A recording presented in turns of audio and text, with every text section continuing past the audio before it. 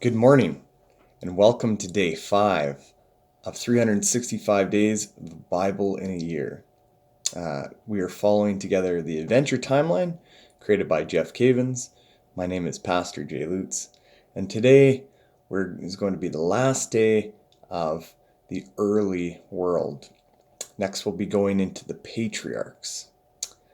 So we're moving from Noah to his sons, Shem, Ham, and Japheth, and their descendants. And we'll be talking about today about the Tower of Babel, all the way to Terah, the father of Abram, who later becomes Abraham. Our psalm today is Psalm 2, and Psalm 2 talks about the rage of the nations, like we'll see in the story of Babel, the Tower of Babel, and how the nations are trying to make a name for themselves and be their own gods and reign. And so we'll see this. We also will see within Psalm 2 the introduction of Jesus, the Son of God. You might ask, well, how do we know it speaks of Jesus? Well, it's because it says that he was begotten. Remember in the creeds we say Jesus was begotten, not made. So begotten is opposite from made. So we'll see about Psalm 2. Also, Psalm 2, we don't know who the author is. It doesn't say. But in Acts 4:25, the chief priests and the elders attribute this psalm to King David. So follow along. Chapter 10. This is the account of Shem, Ham, and Japheth, Noah's sons, who themselves had sons after the flood.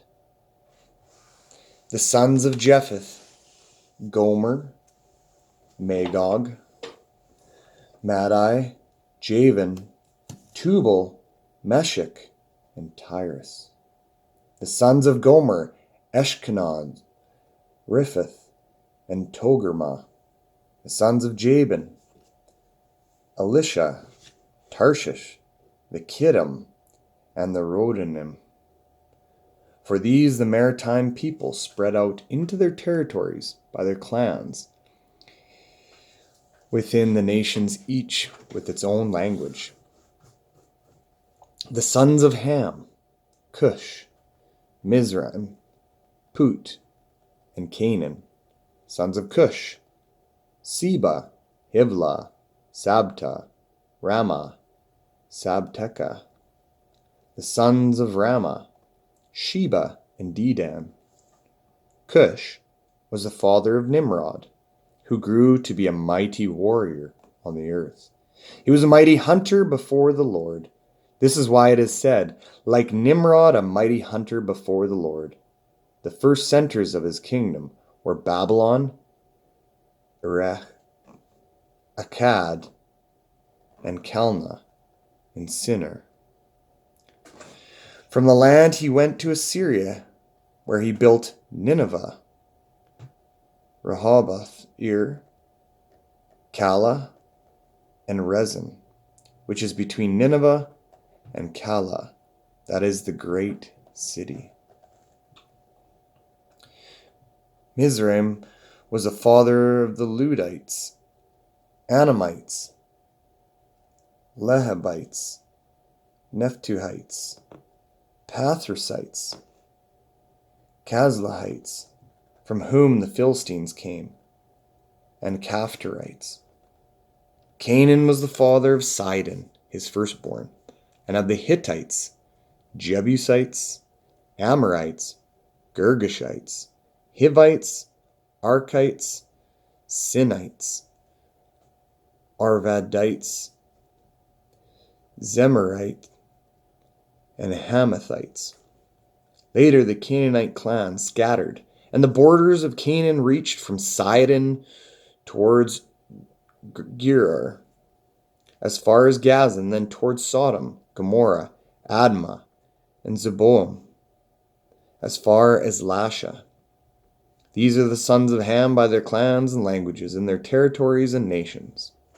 Sons were also born to Shem, whose older brother was Japheth. Shem was the ancestor of all the sons of Eber. The sons of Shem: Elam, Asher, Arphaxad, Lud, and Aram. The sons of Aram: Uz, Hul, Gether, and Meshach. Arphaxad was the father of Shelah, and Shelah the father of Eber. 2 sons were born to Eber. One was named Peleg, because in his time the earth was divided. His brother was named Joktan. Joktan was the father of Almadad, Sheleph, Hazarmaveth, Jerah, Hadoram, Uzal, Dikla, Obal, Abimael, Sheba, Ophir, Havilah, and Jobab. All these were sons of Joktan. The region where they lived stretched from Mesha towards Sephir, in the eastern hills country. These are the sons of Shem by their clans and languages and their territory and nations. These are the clans of Noah's sons, according to their lines of descent, within their nations. From these the nations spread out over the earth after the flood. Now the whole world had one language and a common speech. As men moved eastward, they found a plain in Shinar and settled there. They said to each other, "Come, let's make bricks and bake them thoroughly." They used bricks instead of stone, and tar for mortar. Then they said, "Come, let us build ourselves a city with a tower that reaches to the heavens, so that we may make a name for ourselves and not be scattered over the face of the whole earth." But the Lord came down to see the city and the tower that the men were building. The Lord said, "If one people speaking the same language have begun to do this, then nothing they do will be impossible for them. Come, let us go down and confuse their language so that they will not understand each other." So the Lord scattered them from there over all the earth, and they stopped building the city. This is why it is called Babel, because the Lord confused the language of the whole world. From there, the Lord scattered them over the face of the whole earth. This is the account of Shem. 2 years after the flood, when Shem was 100 years old, he became the father of Arphaxad. And after he became the father of Arphaxad, Shem lived 500 years and had other sons and daughters. When Arphaxad had lived 35 years, he became the father of Shelah. And after he became the father of Shelah, Arphaxad lived 403 years and had other sons and daughters. When Shelah had lived 30 years, he became the father of Eber. And after he became the father of Eber, Shelah lived 403 years and had other sons and daughters. When Eber had lived 34 years, he became the father of Peleg. And after he became the father of Peleg, Eber lived 430 years and had other sons and daughters. When Peleg had lived 30 years, he became the father of Reu. And he became the father of Reu. Peleg lived 209 years and had other sons and daughters. When Reu had lived 32 years, he became the father of Serug. And after he became the father of Serug, Reu lived 207 years and had other sons and daughters. When Serug had lived 30 years, he became the father of Nahor. And after he became the father of Nahor, Serug lived 200 years and had other sons and daughters. When Nahor had lived 29 years, he became the father of Terah. And after he became the father of Terah, Nahor lived 119 years and had other sons and daughters. After Terah had lived 70 years, he became the father of Abram, Nahor, and Haran. This is the account of Terah. Terah became the father of Abram, Nahor, and Haran. And Haran became the father of Lot. While his father Terah was still alive, Haran died in Ur of the Chaldeans in the land of his birth. Abram and Nahor both married. The name of Abram's wife was Sarai, and the name of Nahor's wife was Milcah. She was the daughter of Haran, the father of both Milcah and Ishka. When Sarai was barren, she had no children. Terah took his son Abram, his grandson Lot, son of Haran, and his daughter-in-law Sarai, the wife of his son Abram, And together they set out for Ur of the Chaldeans, to go to Canaan. But when they came to Haran, they settled there. Terah lived 205 years, and he died in Haran. Our psalm for today is Psalm 2. Why do the nations conspire? The people plot in vain. The king of the earth take their stand, and the rulers gather together against the Lord and against his anointed one. Let us break their chains, they say, and throw off their fetters. The one enthroned in heaven laughs. The Lord scoffs at them. Then he rebukes them in his anger and terrifies them in his wrath, saying, I have installed my king on Zion, my holy hill. I will proclaim the decree of the Lord. He said to me, You are my son. Today I have become your father. Ask of me, and I will make the nations your inheritance, the ends of the earth your possession. You will rule them with an iron scepter. You will dash them to pieces like pottery. Therefore, you kings, be wise, be warned, you rulers of the earth. Serve the Lord with fear and rejoice with trembling. Kiss the Son, lest he be angry, and you be destroyed in your way. For his wrath can flare up in a moment. Blessed are all who take refuge in him. So, we see that in the beginning of the psalm, it says the nations conspire, the people plot in vain against God. Well, we see it's not much different in our reading of the Tower of Babel in Genesis 10 and 11. People want to be more like God, but they want to be their own God, which I said in earlier Bible readings that kind of contradicts itself, because actually the more we become obedient to God, actually that's how we become more like God, not the other way around.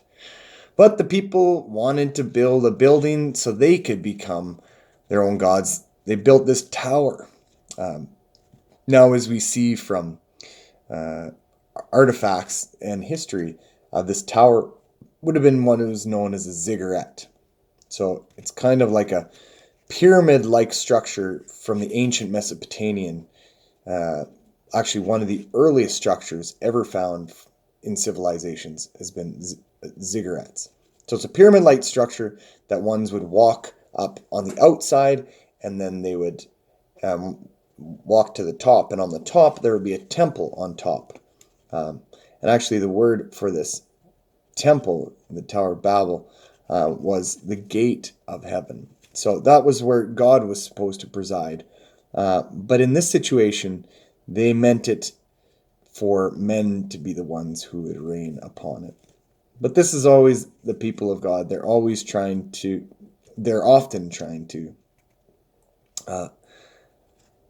put God aside and become their own gods.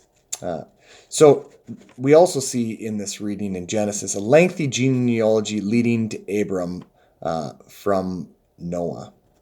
So Abram, who later becomes Abraham, we see this genealogy of his people leading up to this, and next week we're going to be going into the patriarchs, that being Abram, who becomes Abraham. So, and then Psalm 2, we see here, it speaks of the rulers. They try to make counsel and rage against God. And not only do they rage against God, but they try to convince the people that God it puts people into bondage. Does that sound familiar? I mean, this is the story over and over again. The world continually wants God to be a wrathful God who just puts people into bondage. But that's not the case. What happens here in Psalm 2? I love this part. Because what does God do in response to them saying that he's this big bondage maker? He laughs. He laughs at them and their schemes. And then he speaks to them, it says, in his wrath and deep displeasure. Well, wouldn't you? If the world was trying to lie about you and to make you the bad guy, saying that you are putting people into bondage when you're actually the one freeing them. So then he goes on to speak of his son, as I mentioned earlier, begotten. As we as we proclaim in our creed, Jesus is begotten, not made. This is one of the places where we get that idea from, is Psalm 2, where it says the Son is begotten. And so we see how this Son who's begotten, he will pass on the nations to him. He will inherit the ends of the earth as his possessions. And so we see all these things that are handed off to the Son. And the Son, it says that it's best to kiss the Son, and to avoid the wrath that may come for those who are disobedient to the Son.